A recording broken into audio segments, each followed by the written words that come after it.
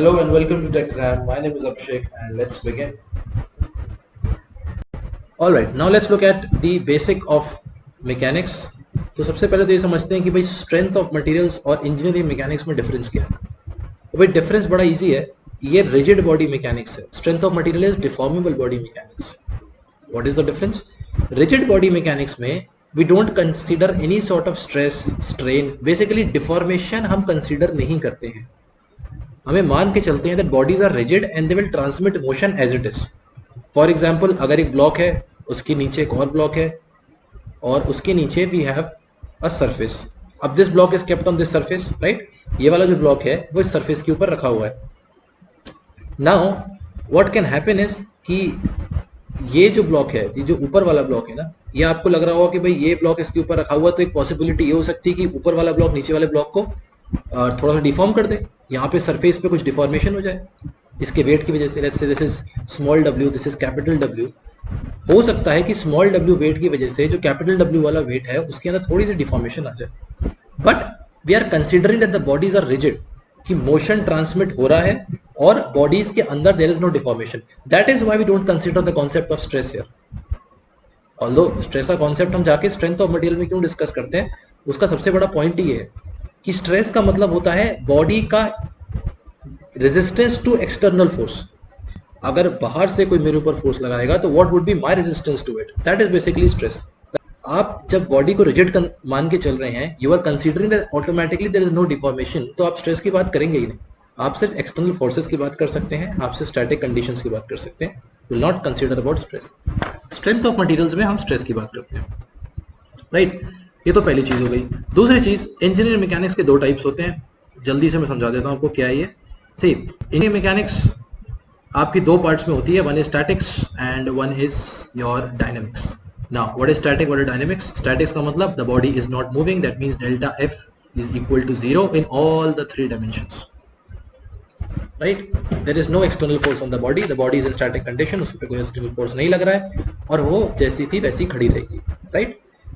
इसके अंदर the basic approach is to draw a free body diagram and balance the forces.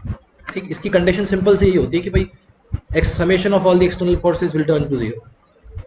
तो आप हर स्टैटिक कंडीशन की प्रॉब्लम को इसी तरह से सॉल्व करते हैं कि whatever are the external forces, उनके summation that is equal to 0।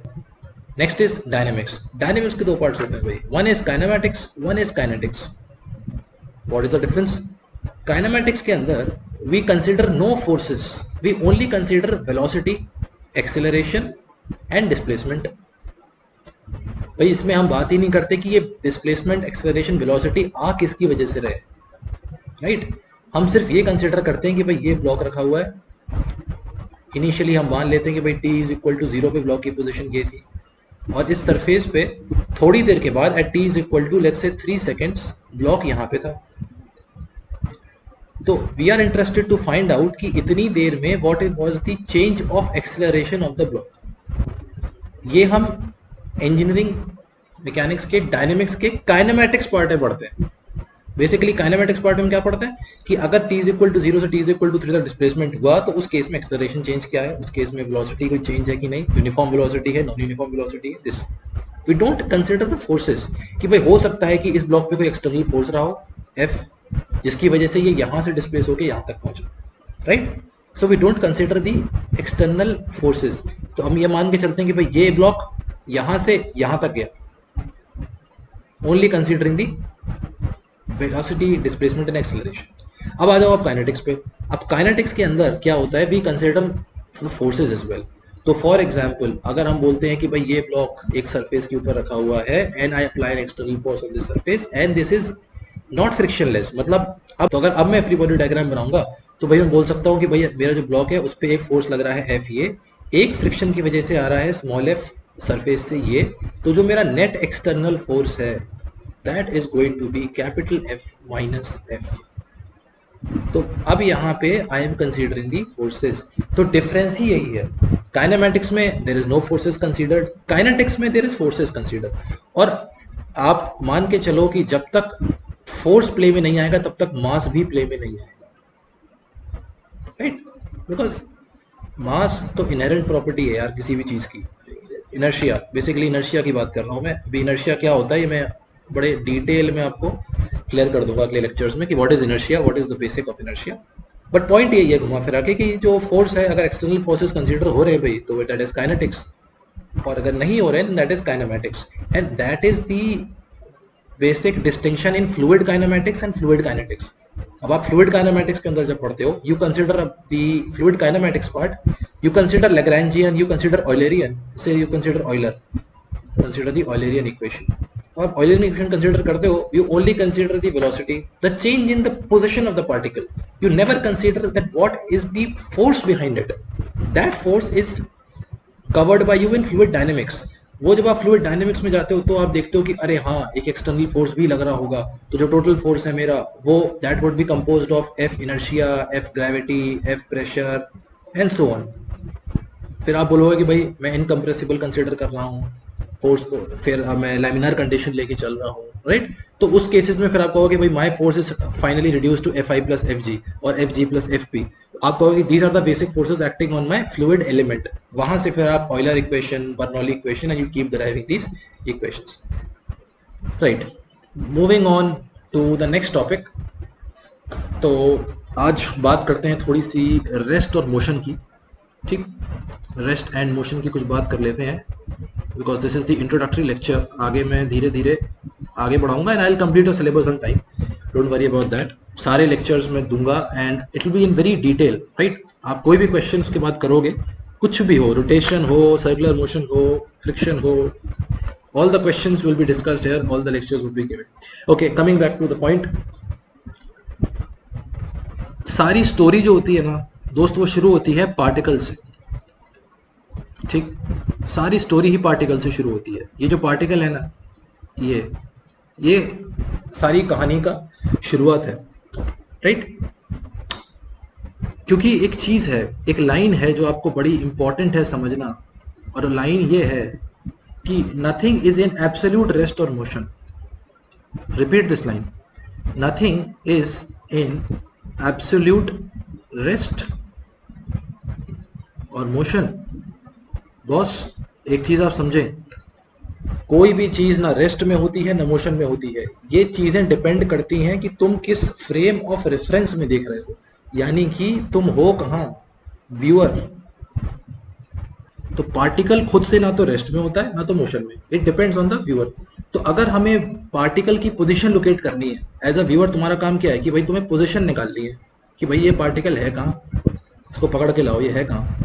तो पोजीशन निकालने के लिए दोस्त सबसे बड़ी चीज जो तुमको चाहिए है वो है FOR, that is also called as frame of reference.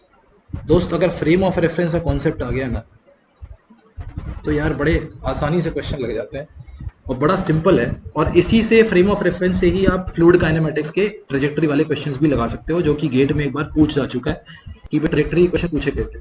तो एनीवेज ये जो फ्रेम ऑफ रेफरेंस है ये क्या है, अगली स्लाइड में देखते हैं जल्दी से। तो भाई फ्रेम ऑफ रेफरेंस मुझे समझना है कि भाई फ्रेम ऑफ रेफरेंस क्या है, ठीक है। अब मान लेते हैं कि मेरा पार्टिकल, ये मैंने मान लिया कि भाई मेरा 3D ग्राफ है, ठीक। ये x हो गया, ये y हो गया एंड लेट्स से z हो गया, और पार्टिकल की पोजीशन होती है कहीं यहाँ, कुछ भी मान लेते हैं x1 y1 z1, ठीक। तो अब पार्टिकल जो है उसको आप डिफाइन कैसे करोगे, ठीक। यू से x1 y1 z1। लेकिन दोस्त x1 y1 z1 तो ठीक है, पर ये किसी टाइम पे होगा ना, एट सम इंस्टेंट। दूसरे इंस्टेंट पे वो बदल जाएगा, दूसरे इंस्टेंट पे हो सकता है वो x2 y2 और z1 हो जाए, या फिर x2 y2 z2 हो जाए, तो कुछ भी हो सकता है। Ultimately it all depends on time. तो इसीलिए हम 4 फैक्टर्स डिफाइन करते हैं, x coordinate, y coordinate, z coordinate 3D space के लिए, और फिर टाइम हमारा 4th कोऑर्डिनेट होता है। इससे हम किसी भी पार्टिकल की पोजीशन बता सकते हैं, ठीक। तो पार्टिकल रेस्ट पे है कि नहीं अब तुम बता सकते हो। टाइम पे x1 y1 और z1 पे था, और t2 टाइम पे वो x2 y2 z2 पे था। तो भाई मेरे जब तुम्हारा टाइम चेंज हुआ तो तुम्हारी पोजीशन भी तो चेंज हो गई, that means you are in motion. अगर ये सेम रहता, इन केस ये कोऑर्डिनेट्स मेरे सेम रहते t2 टाइम पर भी, तो उस केस में बोल देता कि भैया रेस्ट है। अब तुमने ये देखा कि भाई पार्टिकल मोशन में है, t1 से लेके t2 में उसके कोऑर्डिनेट्स हो गए हैं चेंज, मतलब पार्टिकल x1 y1 z1 से चल के x2 y2 z2 पे आ गया। इसका मतलब दोस्त उसके पास कुछ वेलोसिटी होगी, ठीक है, कुछ एक्सेलरेशन भी हो सकता है, अगर वेलोसिटी यूनिफॉर्म नहीं तो एक्सेलरेशन भी होगा, और वो कुछ डिस्प्लेसमेंट भी करेगा, है ना, इंजीनियरिंग काइनेमेटिक्स की।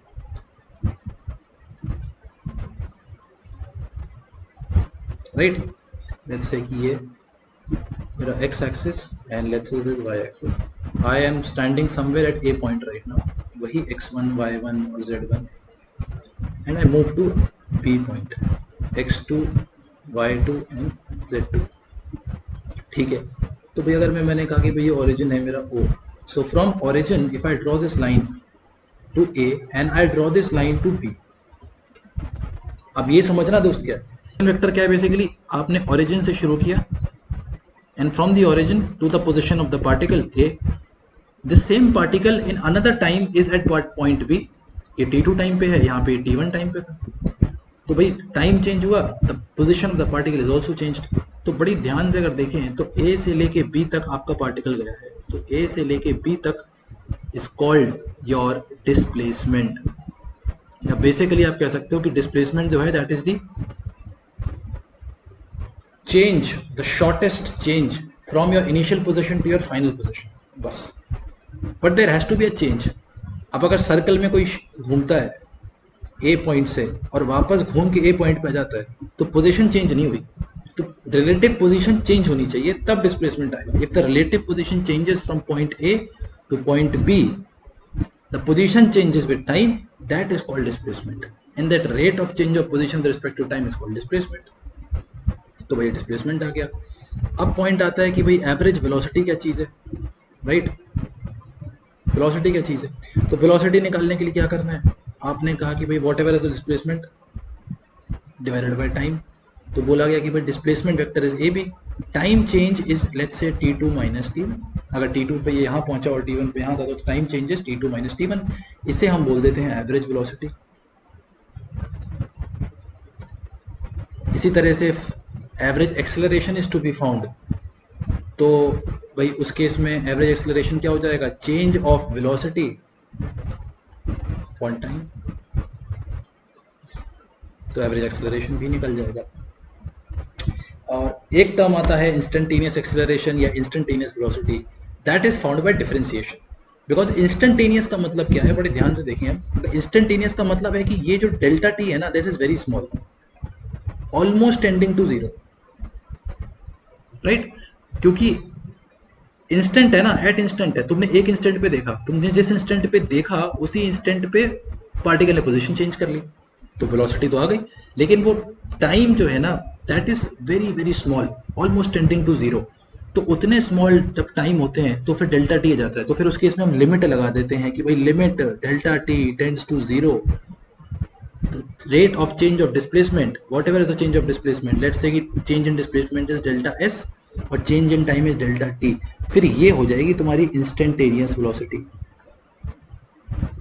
इसको मैं दूसरी स्लाइड में भी दिखा देता हूँ एक बार कि भाई instantaneous velocity तुम्हारी सिर्फ इतनी सी चीज़ है कि limit delta T tends to zero, it is delta S by delta T, दोस्त इसे बोलते हैं इंस्टेंटेनियस वेलोसिटी, या फिर तुम सीधा बोल दो कि भाई D S by D T, differentiate कर दो एक्सप्रेशन को और उसमें टाइम की वैल्यू डाल दो, तुम्हारा इंस्टेंटेनियस वेलोसिटी आ गया। अब वो उस इंस्टेंट का है at fraction of second, fraction में very small second, that is almost tending to zero, क्योंकि टाइम इंटरवल जहां तुम्हारा थोड़ा सा बड़ा हुआ तो फिर तो तुम्हें डेल्टा टी मिल जाएगा ना, तो फिर तो वो delta S by delta T हो जाएगी, उस केस में फिर वो वेलोसिटी बन जाएगी।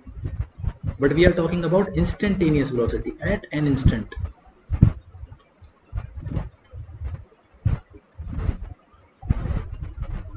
एट एन इंस्टेंट, हम एक इंस्टेंट की बात कर रहे हैं, एक पॉइंट की, पर्टिकुलर पॉइंट इन टाइम की। तो भाई बात आ गया कि मोशन शुरू हो गया, ठीक है, अभी तक एक बात समझ में हमें आ गई है कि मोशन है स्टार्टेड, राइट। अब क्या होगा मोशन शुरू होने के बाद,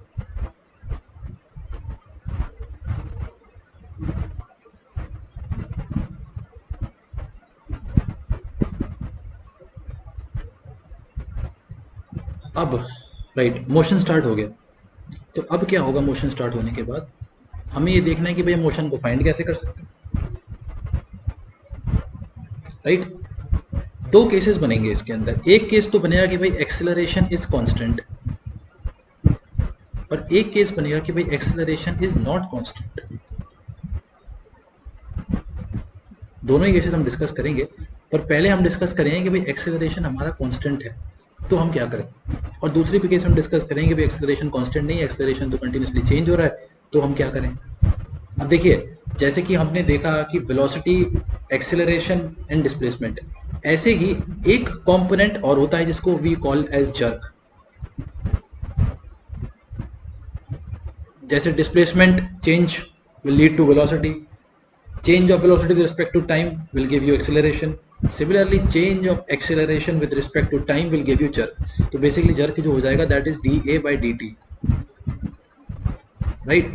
जब एक्सेलरेशन कांस्टेंट नहीं होता है तो jerk आ जाता है। अगर कांस्टेंट एक्सेलरेशन है तो आप मोशन को कैसे आइडेंटिफाई करोगे, ओके। तो मोशन को कैसे आइडेंटिफाई करोगे if it is a constant acceleration process. तो उसके लिए भी है 3 इक्वेशंस जो हम सबको ही पता है, 3 equations of motion which are v is equal to u plus at, s is equal to ut plus half at square, and of course v square is equal to u square plus 2as। I think this is what everybody knows। यही 3 equations होती हैं जो motion को define करती हैं with constant acceleration. For example motion projectile है, ये एक सरफेस है, यहाँ पे there is a man standing, यहाँ से उसने बॉल ली and he throws it something like this and the ball land somewhere here. Ball की इनिशियल पोजीशन अगर हम देखें तो ए थी, बॉल की फाइनल पोजीशन बी थी। अब देखने वाली बात है कि ये एक्स एक्सिस है, ये वाई एक्सिस है, इसमें you can not apply the equations of motion.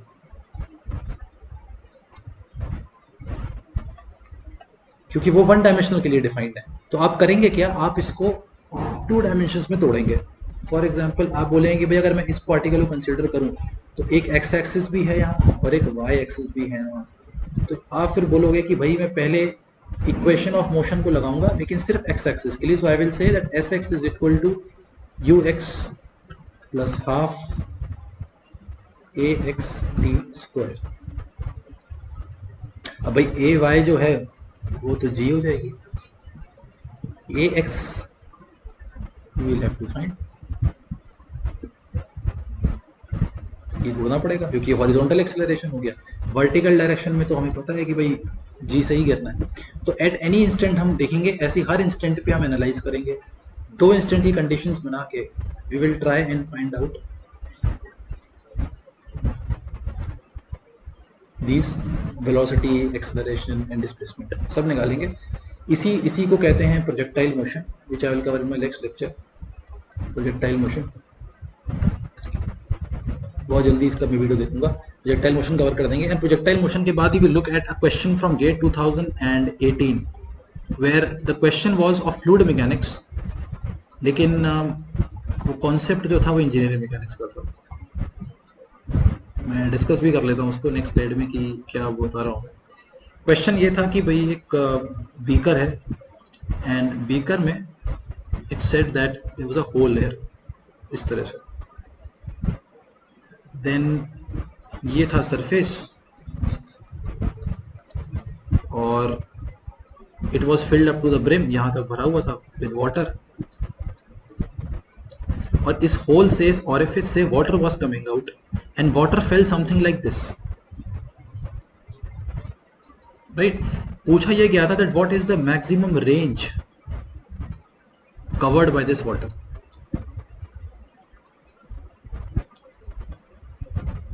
ठीक, ये इसे वी कॉल ऑरिफिस। तो रेंज पूछी गई थी। अब रेंज जो है ये कॉन्सेप्ट निकालने के लिए आपको इसमें सिर्फ एक ही कॉन्सेप्ट चाहिए, that is concept of projectile motion, right. अगर आप प्रोजेक्टाइल मोशन पढ़ लेंगे और इन जनरल मोशन पढ़ लेंगे तो this question will become very easy, because फिर इसमें कुछ करना ही नहीं था, अब एक क्वेश्चन पूछा गया था, लोगों ने सोचा कि क्वेश्चन फ्लूइड मैकेनिक्स का है, but this question was basically from engineering mechanics. So in the next lecture we will talk about projectile motion, we will talk about uh, other stuff also, like what is the range, what is the vertical height covered, what is time of flight, सारा कुछ निकालेंगे. And we will also see one other topic which is called change of frame. Change of frame पढ़ेंगे and how we can solve problems by changing frames. Once we are done with changing of frames, उसके बाद अगले topic में हम discuss करेंगे Newton's loss. And Newton's loss जैसे ही discuss कर लेंगे उसके बाद से we will get into other topics of statics and kinematics. फिर हम statics और kinematics को दोबारा देखेंगे, and we will also look at various problems related to statics and kinematics, and we will cover all the syllabus. Alright, so this was from my side. Hit the subscribe button if you haven't already subscribed, and don't forget to press the bell icon so that you get the notifications as well.